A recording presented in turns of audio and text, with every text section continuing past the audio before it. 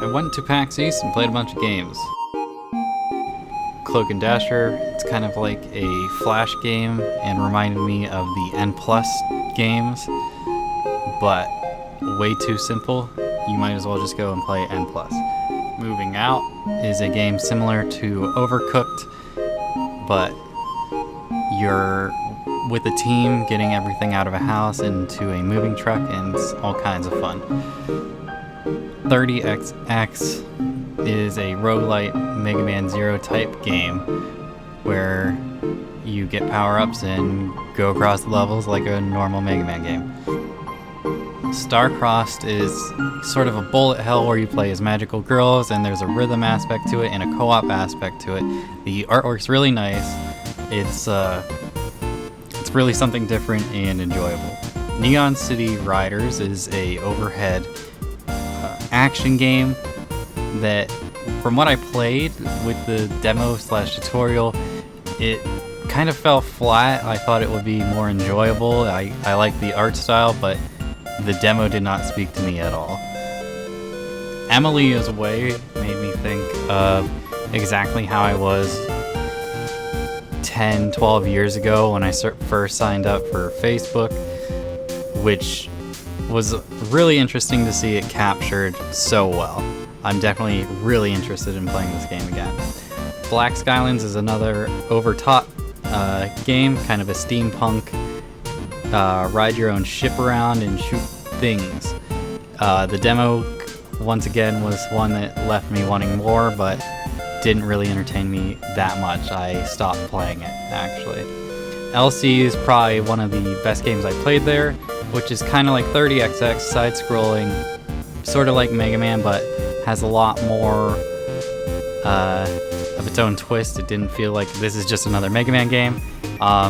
Roguelite Mega Man type game, but again, not just like a copy and paste of Mega Man. Rez Plz was a side-scrolling co-op puzzle game. I unfortunately played it by myself, but from what I played, I didn't like the art style, I didn't like the gameplay, and overall I felt like I was wasting my time playing the game. It did not grasp me one bit. Neko Ghost Jump was this game that's sort of like Paper Mario in that you can go flat and you can go forward in a 3D type realm, but it's just really, really ugly, and I can't get over that. And the gameplay just looked way too simple for an actual video game. I saw Wonderful 101. It looked good. Not much more to say there. The Dark Eye was... What the fuck was the Dark Eye? The Dark Eye is a over-top RPG, kind of like Diablo, but also kind of like more so akin to Neverwinter Nights. It's a slow RPG, but it definitely could be interesting. But what I played did not grab me too hard, but definitely could be something to look at.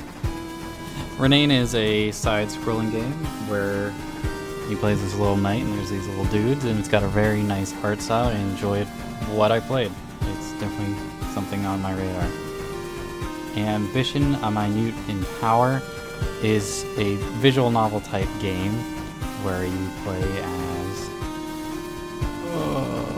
some woman. I don't know the proper title, but you're in these. Oh man, it's like more Renaissance times, and you make decisions, and I don't know. You can determine shit, but the demo seemed not too polished. Chromatose was an interesting looking, also sort of a visual novel game with an interesting concept going on. Anna, which is the follow-up to Valhalla, is another visual novel, but it, to me, has been lacking in capturing the spirit of the original. Which is disappointing to me because I really liked it, so we'll see. No Time to Relax is sort of a board game type video game where you go around living your life and trying to accomplish things while drawing cards. It was definitely something that seems like it'd be a lot of fun with friends.